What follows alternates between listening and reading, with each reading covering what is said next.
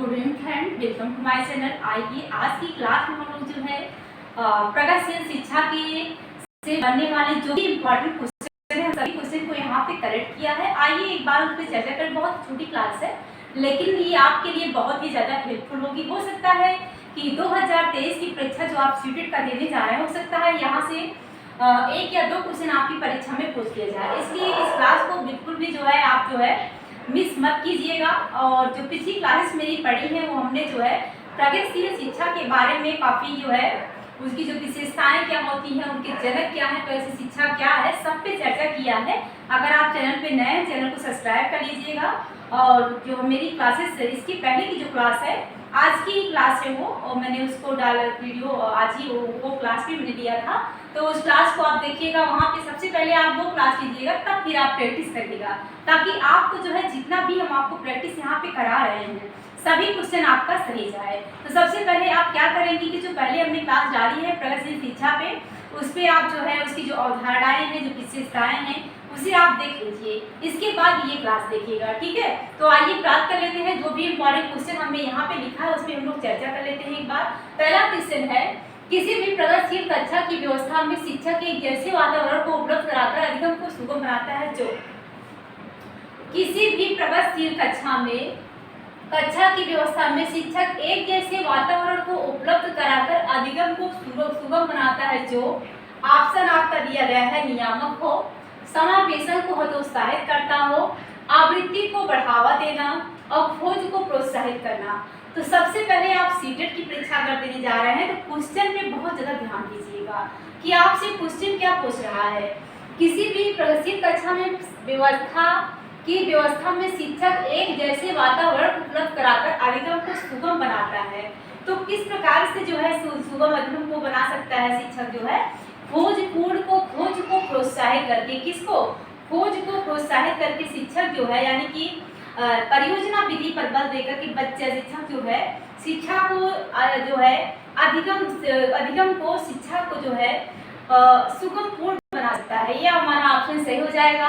बाकी आपको दिया गया है कि समावेशन को प्रोत्साहित करना। अगर बच्चे समावेशी शिक्षा आपने पढ़ा होगा इंग्लिश एजुकेशन, तो अगर आप जो है समावेशन को ही हतोत्साहित करेंगे तो आप जो है शिक्षा को बढ़ावा कैसे दे सकते हैं।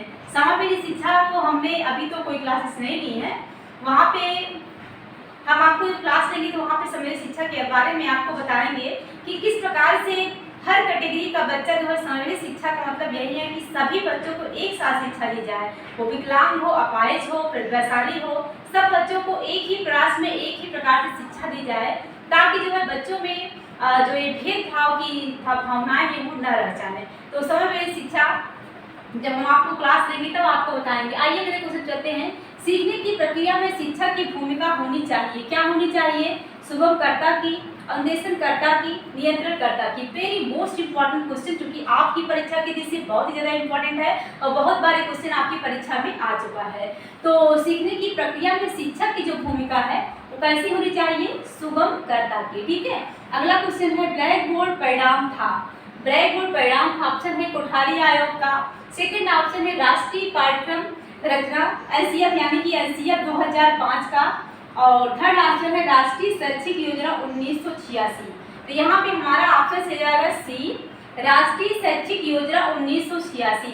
जो ये ब्लैक बोर्ड है किसका परिणाम था? राष्ट्रीय शैक्षिक योजना 1986 का। अगला क्वेश्चन है, जॉन डीवी के द्वारा समाहित लैब विद्यालय की उदाहरण है। ये भी क्वेश्चन बहुत बार आपकी परीक्षा में पूछा जा चुका है।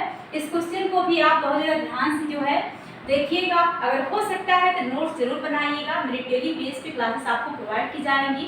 अगर आप सिर्फ हमारे ही से अपने एग्जाम से बेहतर सारे जो है नोट्स बना लेते हैं और एग्जाम से 15-20 दिन पहले आप जो है उसको रिवीज कर लेते हैं, तो कहीं ना कहीं आपके पास होने के लिए यहाँ पे जो है आपकी जो स्टडी मटेरियल है वहाँ से सब कुछ यहाँ पे प्रोवाइड किया जा रहा है। तो जान दीजिए प्रगतिशील विद्यालय का, पब्लिक विद्यालय का। हमारा ऑप्शन से जो है प्रगतिशील विद्यालय का। प्रगतिशील विद्यालय की स्थापना किसने की थी? John Dewey. ठीक है।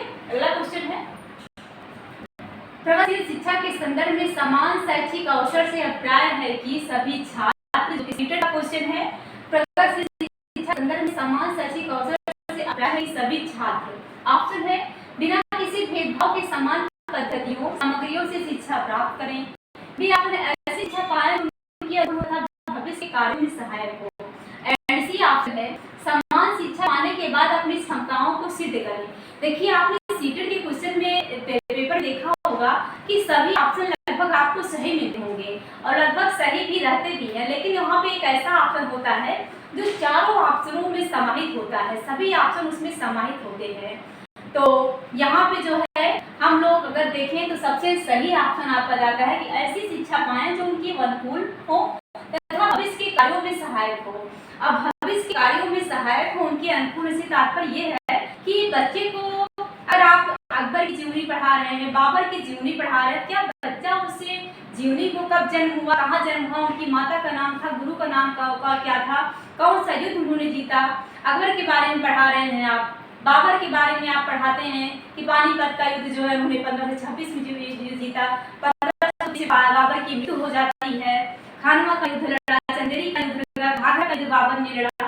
तो अगर आप इस तरह से युद्धों के बारे में चर्चा करते हैं या बाबर एक मुगल साम्राज्य का कुशल शासक था ऐसी बात करते हैं, तो मुझे लगता है कि बच्चे क्या करेगा, यहाँ पे सिर्फ उसकी रटन प्रणाली का जो है रटन शिक्षा उसके लिए हो जाएगी, जो कि भविष्य में उसके लिए वो काम नहीं आने वाली है। भविष्य में शिक्षा ऐसी दी जाए, ऑप्शन ये बताता है जैसे कि बच्चे को ऐसी गतिविधियां शिक्षा के अलावा भी प्रदान की जाए, व्यवसाय से जुड़े उनको कोर्स कराए जाएं ताकि बच्चा अपनी लाइफ में सक्सेस हो सके, जिसका वो एक अच्छा मतलब अवसर ऐसा प्रदान किया जाए कि वो भविष्य में कुछ कर सके, किसी लायक बन सके।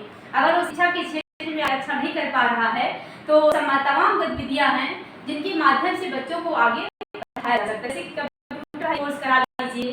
तो इस तरह से जो है बच्चे को यानी कि सक्सेस ही बनाना किसी न किसी क्षेत्र में, तो व्यवसायिक शिक्षा प्रदान करना से आप सक्सेस बना सकते हैं। यही चीज ऑप्शन ये कहता है कि ऐसी शिक्षा प्रदान की जाए जो उनकी अनुकूल हो और भविष्य में उनके लिए सहायक हो। ठीक है, अगला है पाठ्यक्रम निम्नलिखित में शिक्षण के निम्नलिखित मेरे पाठ्यक्रम में निम्नलिखित से शिक्षण के कौन से चरण में आता है पाठ्यक्रम, मध्यस्थ चरण, आश्रित चरण, स्वतंत्र चरण और कोई नहीं। तो जो पाठ्यक्रम होता है ये आता है मध्यस्थ चरण में, क्योंकि जो पाठ्यक्रम है ये है पाठ्यक्रम हमारा, ठीक है, और ये है शिक्षक और ये है शिक्षार्थी, ठीक है।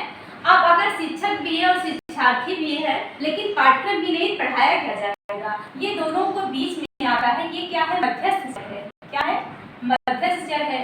जबकि जो शिक्षक है ये क्या है, स्वतंत्र चर है। शिक्षक जो है स्वतंत्र चर है और शिक्षार्थी क्या है, आश्रित चर है। क्या है, आश्रित चर है। यहीं पे यहाँ पूछा गया ऑप्शन जब हमारा जाए।